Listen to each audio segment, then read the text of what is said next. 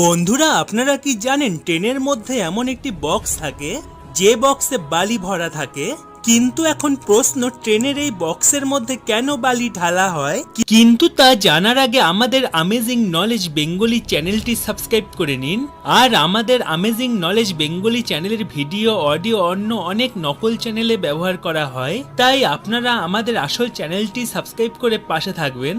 আসলে ট্রেনের ট্র্যাক যখন ভেজা থাকে বা ট্রেনকে যদি কোনো খাড়ার ওপর চড়তে হয়, তখন এই বালির বক্স থেকে অটোমেটিক বালি রেলের ট্র্যাকের ওপর পড়তে থাকে।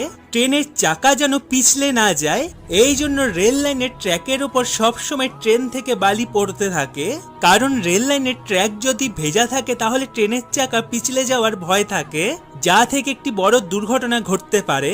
এই থেকে বাঁচার জন্য ট্রেনের স্যান্ড বক্সে শুকনো বালি ঢালা হয়। যখনই ট্রেনের চাকা স্লিপ করতে থাকে তখন অটোমেটিক এই বক্স থেকে বালি পড়তে থাকে। তো বন্ধুরা আপনারা কি এই কথাটি আগে জানতেন?